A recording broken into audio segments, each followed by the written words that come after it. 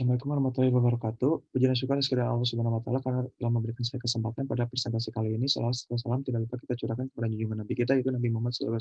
Nama saya Fadli Rahmatullah, MPS 1416052 di bawah bimbingan Prof. Dr. Nanang Sambas SHMH yang akan menjelaskan skripsi saya yaitu analisis yuridis penjatuhan pidana terhadap anak yang melakukan tindak pidana pembunuhan berdasarkan penerapan asas lex specialis dari Kali pinjam dari Undang-Undang Nomor 11 Tahun 2012 tentang Sistem Peradilan Pidana Anak. Diambil dari studi putusan nomor 25 Pidana Khusus Anak tahun 2017 dan Pengadilan Negeri Bandung. Indonesia merupakan negara hukum. Begitu menurut Undang-Undang Dasar 1945 Pasal 1 Ayat 3. Indonesia dengan berbagai macam permasalahan yang ada yang begitu kompleks dan yang membentuk suatu mata rantai yang tidak akan terputuskan, baik permasalahan yang dilakukan oleh dewasa maupun anak-anak. Permasalahan yang dilakukan anak menceritakan cerita tragis, yaitu anak-anak yang melakukan tindak pidana. Anak yang berhadapan dengan hukum biasanya disebut dengan istilah anak nakal atau juvenile delinquency. Juvenile delinquency adalah kejahatan yang dilakukan oleh anak-anak yang merupakan gejala sakit sosial pada anak-anak yang disebabkan oleh suatu pengabaian sosial sehingga anak-anak melakukan tindakan yang menyimpang. Contohnya yaitu mencuri menggunakan bahan, obat terlarang, dan membunuh. Di sini saya membahas membunuh. Pembunuhan adalah kejahatan terhadap nyawa yang dimana diatur di dalam pasal 338 sampai 359 Kitab Undang-Undang Hukum Pidana (KUHP). KUHP merupakan peraturan yang umum, sedangkan bagi anak yang melakukan tindak pidana diatur dalam peraturan yang khusus sebagaimana asas lex specialis dari Regula Generali, yaitu peraturan yang khusus mengesampingkan peraturan yang umum. Oleh karena itu, peradilan anak diatur di dalam Undang-Undang Nomor 11 Tahun 2012 tentang Sistem Peradilan Pidana Anak. Berdasarkan putusan nomor 25 Pidana Khusus Anak 2017 Pengadilan Negeri Bandung, menyatakan anak yang melakukan tindak pidana pembunuhan terbukti secara sah meyakinkan bersalah melakukan tindak pidana pembunuhan. Lalu hakim menimbang bahwa unsur pasal 338 KUHP terpenuhi dan pada awalnya jaksa penuntut umum menjatuhkan pidana terhadap terdakwa dengan pidana penjara 10 tahun dan pada putusan akhir hakim menjatuhkan pidana kepada anak tersebut yaitu 8 tahun. Sebagaimana uraian latar belakang saya di atas, identifikasi masalah yang saya akan bahas yaitu bagaimanakah implementasi penegakan hukum pidana bagi anak yang melakukan tindak pidana pembunuhan berdasarkan asas lex specialis Regula Generali pinjam dari Undang-Undang Nomor 11 Tahun 2012 tentang Sistem Peradilan Anak. Nomor 2 yaitu bagaimanakah pertimbangan hakim dalam menjatuhkan pidana terhadap terdakwa tindak pidana pembunuhan yang dilakukan oleh anak di bawah umur dalam putusan Pengadilan Nomor 25 Pidana Khusus Anak 2017 Pengadilan Negeri Bandung. Hasil dan pembahasan. Pertama, asal lex specialis Regula Generali yaitu peraturan yang khusus mengesampingkan peraturan yang umum. Pasal 338 KUHP yaitu lex generali menjelaskan orang yang melakukan tindak pidana pembunuhan hukumannya yaitu penjara maksimal 15 tahun.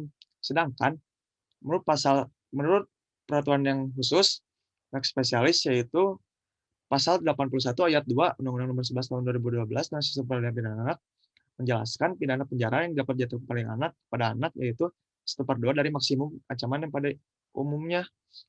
Dan jika dihitung maka 15 tahun dari setengahnya yaitu 7 tahun 6 bulan. Oleh karena itu, menurut saya putusan hakim dalam menjatuhkan hukum pidana penjara pada anak yang melakukan tindak pidana pembunuhan dalam putusan tersebut masih belum sesuai dengan apa yang diatur dalam undang-undang. Yang kedua, pertimbangan hakim dalam menjatuhkan pidana terhadap terdakwa tindak pidana pembunuhan yang dilakukan oleh anak di bawah umur dibagi menjadi 2 faktor, yaitu faktor yang memberatkan dan yang meringankan. Dalam putusan tersebut, pertimbangan hakim dalam keadaan yang memberatkan memang meninggalkan luka pada keluarga korban, akan tetapi adanya keadaan yang meringankan terhadap terdakwa, yaitu anak yang berkonflik dengan hukum terus terang mengakui perbuatannya, menyesali perbuatannya, serta berjanji tidak akan mengulangi perbuatannya, dan anak tersebut bersikap sopan dalam pengadilan. Juga anak tersebut sebelumnya belum pernah melakukan tindak pidana. Walaupun terbukti secara sah dan meyakinkan bersalah melakukan tindak pidana pembunuhan, menetapkan penahanannya jalani kurungan seluruhnya pidana dijatuhkan yaitu dengan penjatuhan pidana penjara kepada anak 8 tahun, tetapi putusan tersebut masih belum sesuai dengan apa yang diatur dalam undang-undang. Simpulannya, jika sanksi yang dilakukan tindak pidana pembunuhan yaitu sesuai dengan pasal 33 KUHP, maka dilihat dari ketentuan pasal 81 ayat 2 UU Nomor 11 Tahun 2012, sanksi yang diberikan kepada anak yang melakukan tindak pidana pembunuhan tersebut yaitu pidana 7 tahun 6 bulan. Oleh karena itu, sangat perlu adanya implementasi penegakan hukum yang tepat bagi anak yang melakukan tindak pembunuhan.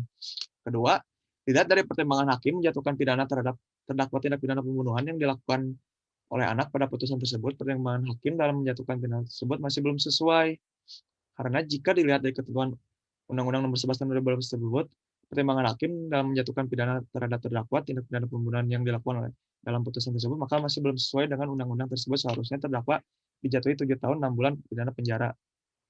Caranya, penegakan hukum terhadap anak, khususnya anak sebagai pelaku tindak pidana pembunuhan, diperlukan suatu penerapan yang pasti, sesuai dengan peraturan perundang-undangan.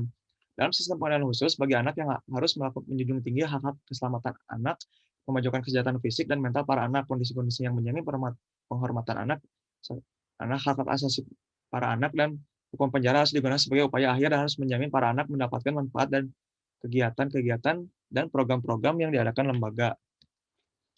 Ketiga, orang tua hendaknya memahami perannya sebagai aktor utama dan peran penting perkembangan anak. Sekian presentasi dari saya. Assalamualaikum warahmatullahi wabarakatuh.